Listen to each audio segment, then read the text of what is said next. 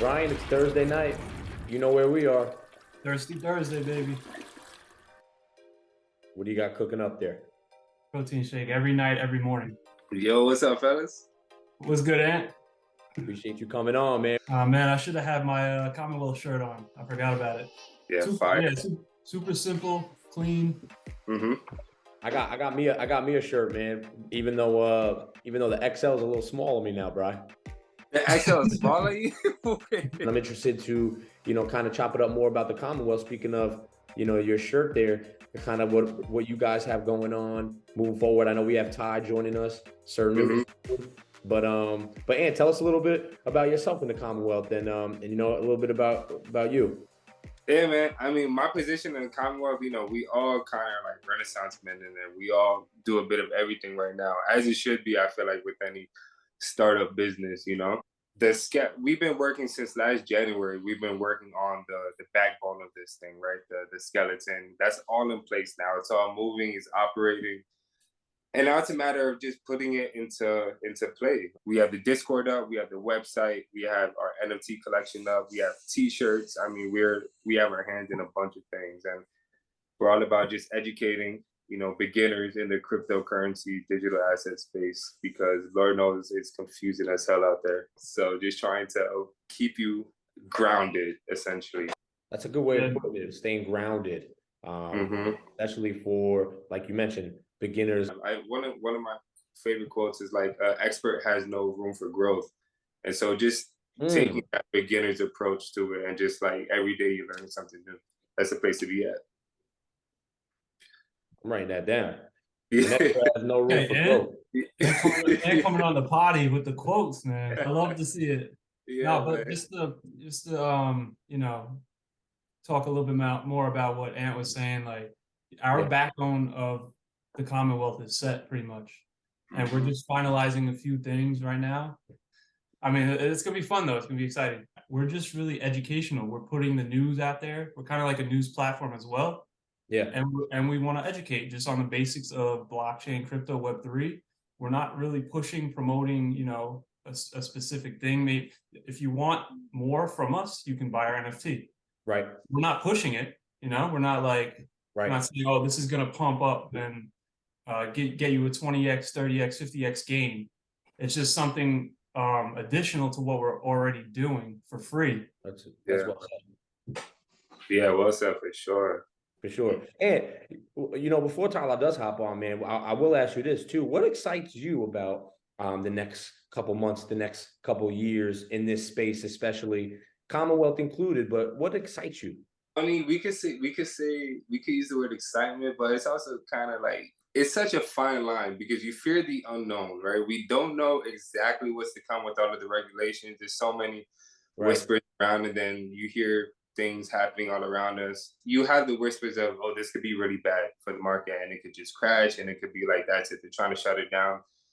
I feel like this shit is like fucking Thanos. It's inevitable. It's bound to happen, And from that vantage point, it's exciting, and people are gonna do really well off of this, and to be able to start to build that generational wealth. Like, this is a great foundation to just stand on and just build off of, Yeah, I mean, of course you have to be cautious, but it's similar. It's the same thing as stocks. You have to be cautious with stocks. You can't just long and short a stock without doing your due diligence. But what I'm really excited about is the technology side of it. I think, Web3, blockchain are, the next evolution of, the computer world. And I think it's going to help businesses save a lot of money. So I'm excited to see how businesses utilize it. I'm also excited to see regulations finally come in, because there's been an XRP case going on for years now. I think it's about 2 years now. Right. I think it's been over 2 years, yeah. And Kevin Durant heavily invested in XRP, upwards to like 50 million. Yeah, and I'm excited to see also. It's bad to say excited, because a lot of people will lose money, but I want to see all of those, coins and crypto that are not doing it the right way and are just looking to scam people all drop off. You mentioned it, the video that you guys Yeah. that you guys have. Let's take a quick commercial break now. Let's show a little commercial from the Commonwealth here, and then when we come back, we'll be joined hopefully by Tyler Sir Newton. The future is here. We stand on the brink of a technological revolution that will fundamentally shift the way we live.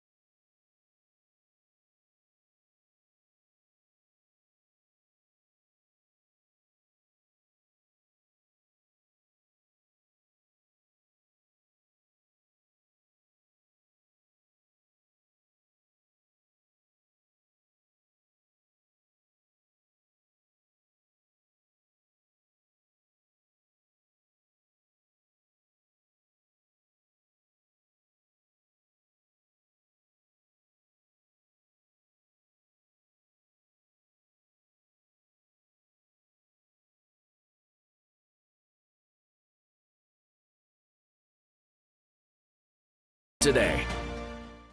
Who's playing? Me and my friends, we got money to spend. I had to play change locations real quick with Greg. Welcome back to the potty, everybody. A little quick change of scenery, but hope you guys really tuned into the Commonwealth NFT commercial. A lot of great stuff going on here. And joining us now, Tyler Sir Newton joins the set, along with Anthony Woods from the Commonwealth NFT and Brian Threesis here on set. We have a full panel here, and we're happy to have Ty join us now. Yes, sir. He made it. He made it? Did he? What's good, bro? Hey. I had to stop by and take a little quick potty. You know what I'm saying? Potty break. Yes, sir. Yeah. As we know in life, there's a lot of potties, but we're comfortable with only a couple potties. Sometimes we gotta, make a. So listen, we have a great panel here joining us, and as you can see with Anthony's shirt, the Commonwealth NFT. And you were talking about some of the writings you've done before we went to break, and then Ty we'll kind of catch you up. But can you just, I was very rude before, but bro. Yeah. So back in 2021, I published my first book called Like Life Is, and it's just a compilation of my poetry, aka like my life. Nice. A lot of people come up to me and ask like if it's personal or not. I don't like to give away the secret, but a lot of it is personal. A lot of it is romanticized. A lot of it is like observations. But of course, you could always go on Amazon and purchase the book for yourself. My Instagram page is antipoet, ANTII poet. And yeah, man, just sharing my life experiences. A lot of it is around relationships, but there's social justice. There's, politically, correctness poems in there. You get a bit of everything, religion. So I try and encompass everything because as you guys know, like the mind's always fucking racing, always racing. And so I just try and embody that in my writing. And then I'm working on my second one now. Nice. But yeah, that one's available on Amazon. Like Life Is. Yeah. Awesome. And real quick, just to follow up, what is the significance of anti-poet? Is that something like to be looked? Yeah. So I mean, controversy sells, right? And so the approach with that name was to talk about politically correctness. Like you have your poets where it's like, and the sun rose and I was next to my lady, it stays like that. I feel like a lot of poetry. I sound like the only hater right now, but I'm just that's how I feel about it. And some of it I'm just like, damn, like we could do like a lot better. And then I have like my idols, mentors, however you want to phrase it, like in penmanship, where it's just like That's the top goal. ChatGPT can do that in like 5 seconds. So. Yeah. We gotta get these niggas out of here, bro. We can get into that because I was just saying I haven't used ChatGPT yet. Todd, just to catch you up, we did see, the viewers did see the CommonWealth NFTs commercial on YouTube. They got a chance to watch that. And I guess I'll ask you now that you joined the set, something I just asked Brian and Anthony too. What excites you moving forward? That's what excites me, what you guys have going on too. But I would love to hear from you as well the next couple months, the next couple years, you know, what you personally are looking forward to. And then we'll get into ChatGPT too. Yeah, so it's a great question. First of all, like a lot of it is uncertainty, a lot of it is chaos and end of the world scenarios, and they're trying to explain and rationalize what's going on around us. And so in this process and in this discovery phase, you know, you're going to make mistakes, you're going to make assumptions, you're going to, you know, go to extremes in some cases, and we hope to stay away from those. But I think that's a part, just to kind of wrap in loosely, what makes this country very special is that we have this process where we are able to say things that may be controversial or maybe, you know, poking at people in positions of power. And this is how we correct and direct and steer ourselves towards a better future. And so that's what I see a lot of happening right now, definitely politically, but certainly with cryptocurrency being involved in this. It is a truly, and I shouldn't even say cryptocurrency, I should say blockchain and distributed ledger technology is really at the forefront of a truly foundational disruption. And there, with that, when you deal with technologies that are as powerful as the internet, I mean, it has the potential to be bigger than the internet. If we could really conceptualize what that even means, like the fact that right now you and I, all of us, are in different places in the world and we're able to connect and speak and hear each other in real time. Blockchain, distributed ledger technology, Web3 is going to take this thing and make it bigger. You know what I mean? And so that's kind of the implications of that are immense. And, you know, on both sides, pro and con, it could be very, very scary. And so what I like to do in that calamity, and what I'm most excited with the CommonWealth doing, is kind of providing a voice that provides both sides, a lens into both sides of the argument, so that you could make the most informed decision. Because we all know we get sucked into echo chambers. We all know that we have an inherent bias, whether we know it or not. It exists. And so to preemptively prevent ourselves, us, the CommonWealth, from doing that by being the go-to de facto voice, we've invited a numerous amount of groups into our partnership program, which we call the Roundtable. But I like to see the optimism too, because, you know, we hear so much, but it's really cool what you guys are doing. And Ty, we hear that, you know, you're engulfed in the metaverse too. So what can you tell us more about that too, man? That's somewhere I wanna be soon. Yeah, no, I mean, definitely you and Bri got to have a shooting competition. Because we got a basketball court in there. We got a few things. We got a golf course as well, if you just want to tee off. We created a space, and it's still under development now, but we created a space with one goal in mind, and that was just to create a hangout for our members that would also double as a place for us to meet and inform each other virtually. But when you're in the metaverse, you're able to not only see people, but you can interact. There's things like haptic sensors where you can give high fives, you can do handshakes, you can do gestures with your face. And even now, the newest Meta Quest device that just came out, it has face mapping. So when you raise your eyebrows, your avatar is raising their eyebrows. When you move your eyes, your avatar is moving your eyes. So there's a lot that you can stack on top of that. I'm not gonna lie, I was in there one night and I got about 300 shots up. maybe 400. I think Travis Scott had a concert, and I think it was Fortnite, but still, like, it's a similar concept to what could happen in the metaverse, and that made millions of dollars for Travis Scott. Just things like that. I always think like it's more opportunity for, you know, celebrities and whatnot to make additional money and even interact with their fans like Ty was saying, it's not just face to face. You could actually, you know, be in a room with you've got people like Drake and actually give him a high five, actually talk to him face to face. And, you know, it doesn't have to be where like he has to worry, he has to have security, right? But it just gives you that extra That's a fact. yeah, it gives you that extra interactive feel where it actually feels like you're next to him. I was like, this is not going to be big. Glasses. We're going to be in the metaverse, and it's going to actually look super real, like we're in the real world.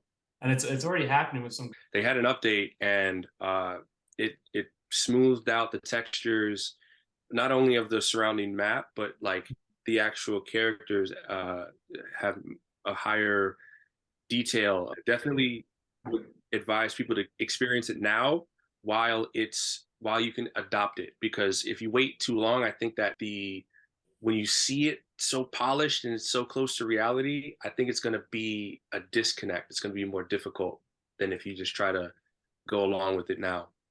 Yeah. I guess I don't know how I sound asking this, but is there like a maximum capacity in the metaverse? Does that depend on the technology underneath the Web3 capability, or is it unlimited? Literally, you could be in a sea of millions. How does that work? One thing that we want to make sure that we get across to people that are watching, and this is something that I had to unpack for myself too, is that like the metaverse is a general term that people think implies it's all in one place. Yeah. But here's one of the things that I think it's a good thing, because it helps us to see and recognize the opportunity, is that the fact that that isn't true. So we are very far from, if you've ever watched like the movie Free Guy with Ryan Reynolds, or if you've seen, right, Ready Player One, we're super far from that. We're nowhere near where we're able to hop.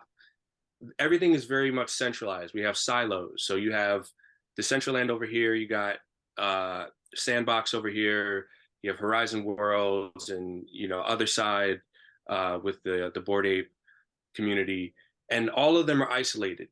And so it's going to take a little bit of time, if it even is possible, for them to cross over into one metaverse.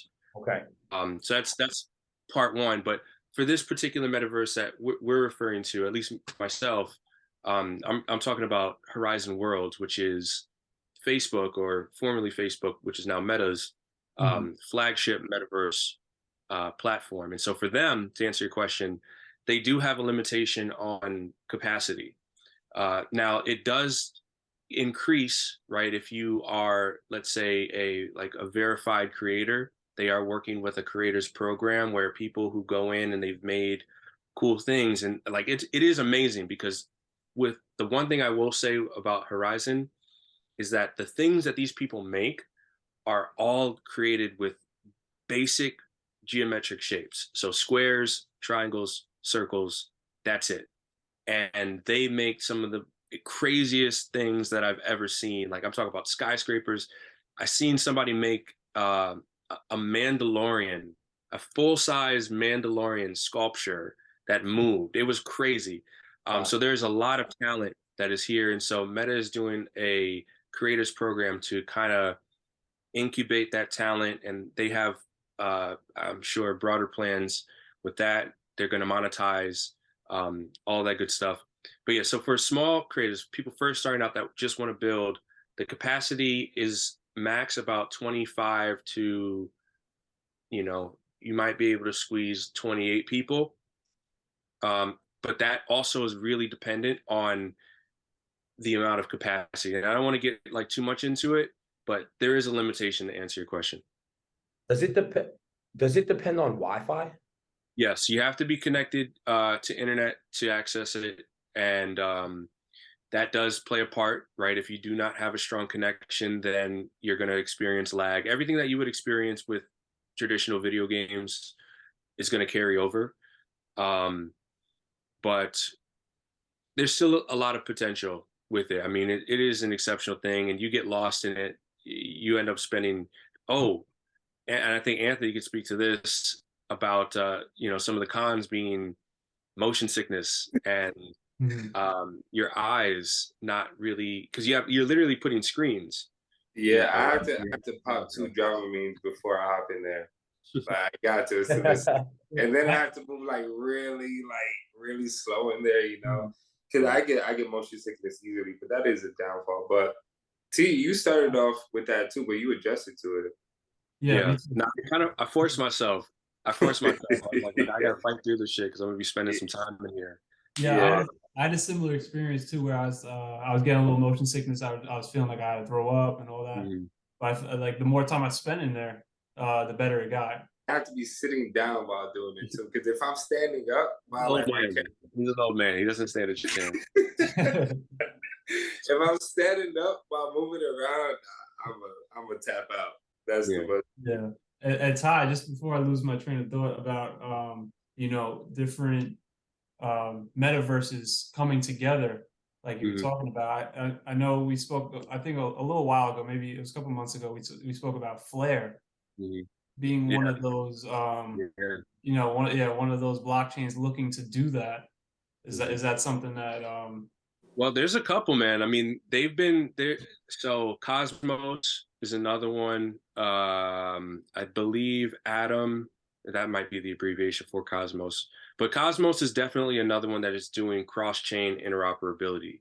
And so what that means is just what it says, cross-chain. So different blockchains that are interoperating, right, working together to distribute, you know, data and different information, record of account transactions, so on and so forth. And so Flare, you know, they were, I believe, I don't want to say the first, but they certainly had the most attention placed upon them when they initially announced that they were going to do the utility fork of XRP, which I'm a big fan of. And then ultimately, we just, I think, as of like maybe a month and a half ago, got the airdrop, or it should be rolling out. I think most people should have the first 15% of what they originally had staked. But yeah, Flare is definitely going to work with cross chain, and that might be the way that they do it. just thinking about right now is because Meta Horizon Worlds isn't a blockchain, right? No. So, but this is where Meta's partnerships with Flow and Polygon will play a huge role, and I think that kind of sets for us, we should be like paying very close, because Disney also with Polygon. Recently I shared after our last video, last potty, Dell had partnered with HBAR. And so we have all these different entities that are crossing over, doing their research and development, and it's going to happen. I think they already know the potential. It's just about like, okay, how do we perfect this, and how do we get it ready to roll out? And this is where groups like the Commonwealth are going to be so important, because you know, Facebook, these are mass entities. They're going to run their campaigns. But at the end of the day, you're going to need people doing the grassroots work, sitting hands. If I got a gnat in here going crazy, trying to get in the camera. But yeah, so they're the ones that are going to need grassroots engagement. And we're going to be that one of the many groups, but I think we'll certainly cut out our own little market share that are going to help people really embrace this transition, answer their questions, so on and so forth. So OpenAI, before you got on, Ty, I was wondering about OpenAI and the technology. You hear about this Chat GPT that I guess uses OpenAI's technology. So is it a blockchain? Correct me if I'm wrong. I haven't used it, so I wouldn't. I haven't used it much either. I once or twice I've dabbled with Chat GPT just to see its capabilities. Oh, I heard it could do this. I heard it could do that. But then we're also hearing it has inherent programmer biases. You speak about the biases before. We're on the Royal Bias Network here. Every time I've opened it up maybe about 6 times. I'm like, okay, I'm gonna see what this is about. You know, we were talking about it in the Commonwealth chat. Is 3 times it's been at capacity, like the chat room, and then the other 3 times it's like I don't even know where to start. And I was at work, so I'm like, I have a excuse to like not look into this. Uh, yeah, I don't even know where to start with it, bro. But I feel like with certain things, at least with writing, I definitely see the usage in it with school, with work, with like personal life. T wanna, he got therapy from ChatGPT. I saw that. Listen, I took one for the male race. ChatGPT helped me win an argument against my girl. Yeah. So shout out to OpenAI because it does the impossible. I never thought I'd win an argument before.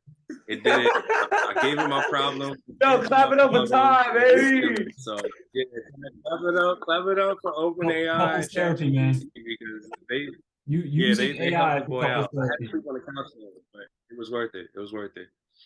OpenAI, man, they're an AI company. Like, they're working on machine learning and advanced algorithms and a whole host of stuff. And ChatGPT is just one of their products. They have another one called DALL-E, which is like an art focused one where you give it prompts and it'll create artwork for you based upon the image. And so kind of Ant and I have been having a debate, and many others, and it's a worthwhile one to have, about art, creativity, expression. And I see both sides of it, but the more that I use ChatGPT, the more that I realize that, like, if I know the technicals of my niche and I'm an artist and I could express myself of what I want to deliver in my desired outcome, it's only going to make my output even better. Because what I feel like a lot of people do is that a lot of artists that I've heard, and I've listened to other discussions talking about this, and it's like, guys, you're romanticizing the friction. You're making the friction sound better than it really is. Because imagine this, right? Like, as a writer, you might have a day or a week or a month where you write nothing. You have nothing productive. You sit there, you look at a blank page, there's no inspiration, no words are coming to mind. And guess what? That's a month worth of wasted time, right? And so we talk about artists like Van Gogh and, you name them, and we talk about all the great works that they've done. But then I'd like to go back and take a look and see how much time they could have conserved if they had a resource like ChatGPT that could focus their mind, because they were only limited by those errors, and those errors come from us as human beings. We're not perfect. It's going to minimize those errors, which allows you to be more efficient, which allows you to deliver a more effective message in whatever medium that you're choosing to create in. And so the more I go down that rabbit hole, I'm like, man, I don't think the people that are speaking about it, like Anthony, have really used it without the bias, because they think it's a crutch. But it's really like, people smoke weed, they get high to reach these new heights. But at least when you do this, you use this resource, you don't have to worry about seeing a demon in the corner of your room like you're having a bad trip. You know what I mean? It's like you're actually freeing your mind without needing to take a psychedelic or needing to take a drug or needing to do anything to get you inebriated. Wrong. Here we go. Let's hear it. Let's go. I've been waiting for it. So we all know the saying, like, you shouldn't be focused on the destination. You should be focused on the journey, right? And I feel like if you're just cutting out the middle, man, if you're just cutting out that journey, like, it doesn't make, when you do have experienced writer's block, it's human nature. But guess what? Like, while you're experiencing that, you're still going through the thought process of like what works, what doesn't, And it's like, how did Shakespeare, how has his work, survived all the time that it has? How did K-Dot just win Album of the Year, Beyonce, and that? How were they? And then we speak about writer's block. You have writers' rooms as well, where you have people coming together, combining ideas. It's like you're cutting out a lot of the collaboration, and we have instant gratification in so many other areas of life where you can get same day shopping, you can get instant endorphin rush and just post online, get likes. You could, all of these things you get in an instant. And that's where it's like, with something that I'm so passionate about, I want to like draw the line somewhere. I do want to jump in though, because Ty has a very unique perspective that we just heard. But you have an interesting lens as well, the creative side of it. the collaborative side of it, that's what I was worried about at first. Someone had told me, oh, but it can write movie scripts for you. But I'm like, yeah, but they ain't funnier, they ain't wittier, they're not you know, more clever than humans are. But what it does is kind of what Ty's saying, it gives you 3 hours back, and it generates it in a matter of minutes. And so there's a fine line. I mean, the thing is, it can create that outline for that movie, and then you can come in and bring your creative side. And I guess, yeah. You just saved, I don't know how much time it makes to create an outline for a movie script, but I'm sure it takes a long while. And now you come in, you add your creative side to that, and now you're saving time and money. Yeah. Right. So like, I see where everyone is coming from, Ant and Ty, but I feel like Ant is stuck in the 80s, 90s basketball with Larry Bird and Michael Jordan. Who won? And we're in the new era with Wembanyama, with Luka Doncic, and you know, all these guys that are coming up. So, and I think you have to, you know, change your perspective a little bit. No, but you know what? Ant, I see where you're coming collaborative from. side, I'm a huge believer in that collaborative side of what you were just talking about, creativity. Yeah. I'm a big believer in that too. But Ty, that perspective you had, I'm not going to gloss over that. That was very, very insightful as far as the potential. Yeah, because it is. He's a hater, bro. No, but the point is that yeah, it will reduce errors, it will save time, but again, it's not going to take away from collaboration, because people can sit and they can collaborate on the prompt that they want to give to the AI. That's true. That's true. So I mean, there's so many ways to go about it, but I did want to make one more point before, because I know we gotta cut real quick here. It was really all right. So Ant is like, he's like, all right, I want to enjoy the process, right? I want to enjoy the journey. So Ant is like, I equated this to a horse, right? It's a horse and carriage. And I'm driving up in a Ferrari with Chat GPT, okay? We're gonna go to the same destination. The problem is I'm gonna go to more. And by the time I get there, you're gonna just be arriving at the first one. And then guess what? We used to make handmade cars with steel, right? And then those are like a 1 of 4 or 6 ever made in production. And those are worth how much now? It increases. So 4 decades had to pass first. 4 decades had to pass. What Ann is saying, what Ann is saying is your Ferrari is going to run out of gas eventually. My Ferrari is always going to be a Ferrari, though, baby. Come on. He's going to keep feeding his horse and taking care of his horse. It's going to slowly go by you, like the turtle versus the rabbit. That's it. Right? Like, we'll see. Into their hair, we'll see. We'll see. I will concede to both point of views, because the potential is there. It's obvious. But there is a human element we can't lose. I think that's what Anthony doesn't want to happen. I don't think that we should lose the element of the just the human side of things, because that's when it gets like, when we rely on that AI, that's where it gets kind of fishy for me. Like, because then you see the bias, you see all right, generate an article in the New York Post voice. Well, I can't do that. Generate an article in the CNN voice. I can't. I'm just gonna sit back and watch. Notes. Oh, okay. Let's see. Let's talk about the inherent bias with ChatGPT. So, all right, this is actually a great opportunity to put out something that I think is very important for people to consider. One of my biggest concerns is in the idea of there being something that is end all be all. It's all seeing, it's all knowing, it's everything. And so we don't actually have an AI is what I mean. We have a learning machine that's being trained on a number of resources, millions. But then you always have to consider who curated those resources, right? What are their biases? What are their beliefs? Right. And, ultimately thinking of the powers that be, people who are, without being too conspiratorial, like, they see Chat GPT and people recognize the potential of things, and with the potential of things comes influence, and people just naturally want to leverage influence, especially when you exist in that world of politics, or you come from, extreme wealth. That's all you have is leverage over power. And so with Chat GPT, one of my concerns is that you literally are saying that this is an AI that will give you the results, it'll give you the information, it'll give you the answers if you prompt it. And, I don't think that it exists like that way just yet.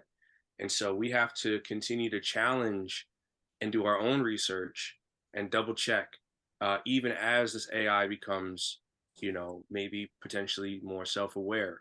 And so that's a difficult challenge again, because if we remember everything that happened over the course of the pandemic, we've seen definitions of words change.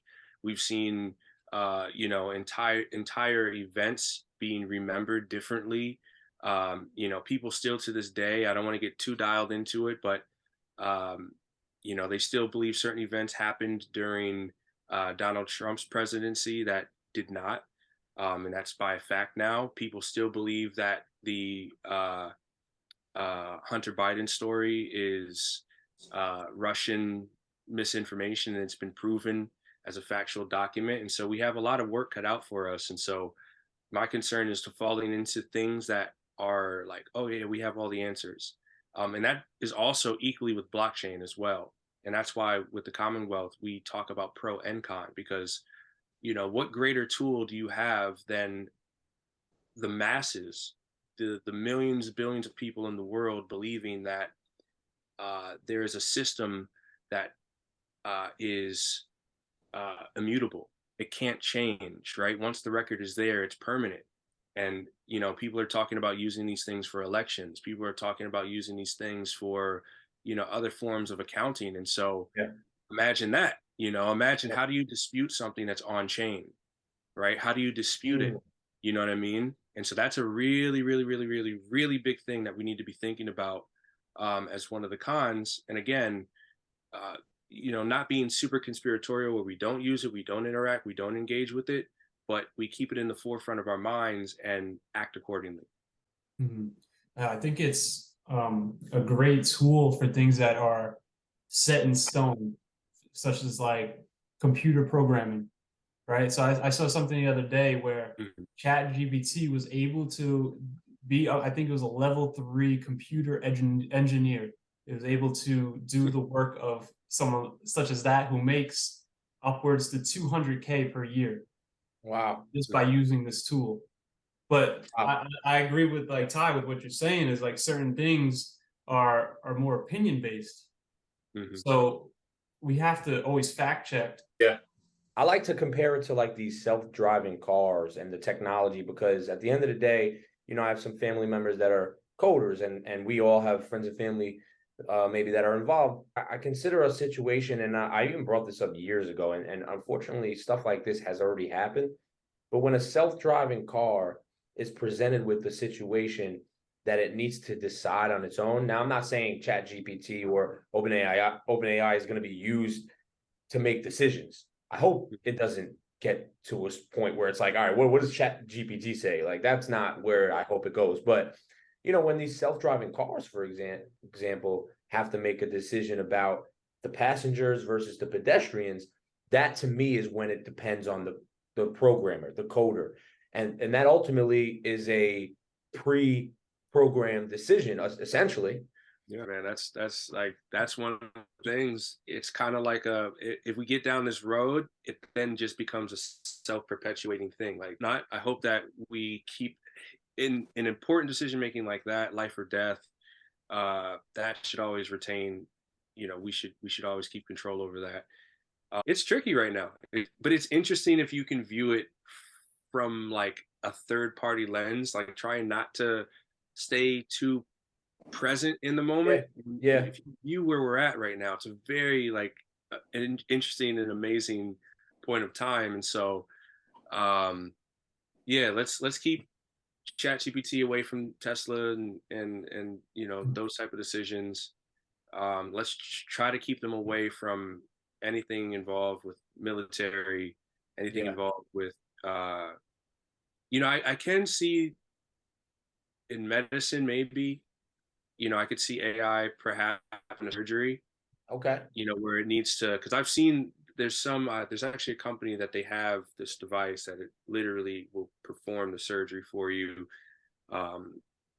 There's companies that are trying to do 3D printed organs and stuff like that. And so that I think I would trust a computer to do that, an AI to do that.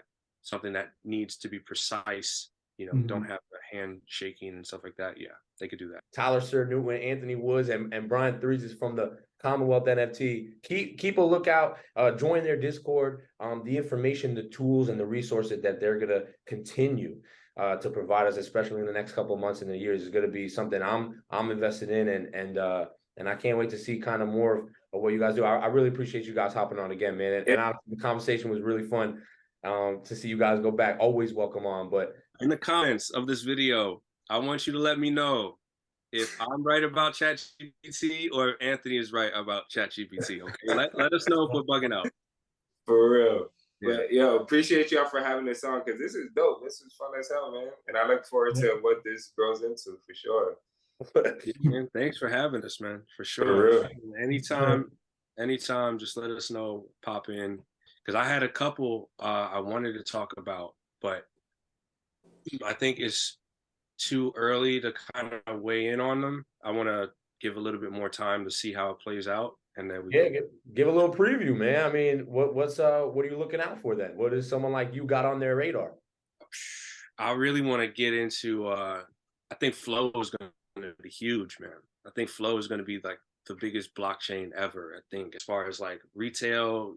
People like you and I, that crossover, Flow is going to be massive. And so just kind of talking about Flow domains and the different way. And I think I had mentioned it a little bit last time I was on about how people can like subdomain and really getting into subdomaining and how brands, businesses, like how that could be the strategy, because everybody's trying to figure out like how do you use what's the utility of a domain name, and it's really in the community you're able to build around it through subdomaining. From what I've seen, it's going to be probably one of those things that like is the reason why they take off.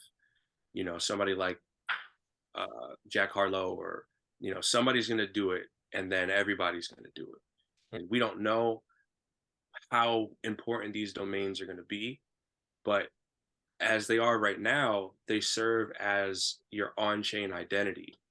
And Meta, Instagram, hate them or love them, they don't miss. You know what I mean? So I think that people should really, really, really, really, really be looking into Flow chain and Flow domain names. All right, on that note. And Todd, appreciate you guys. Always a pleasure to see you guys. And Brian, we'll see you again on the potty, man. Enjoy the weekend. Sure. Have a good night. For sure. Peace, y'all. Can you get out my face? I'm on the potty. Where the party at? Where the party at? Where the party at? You know I can't forget to wash my hands.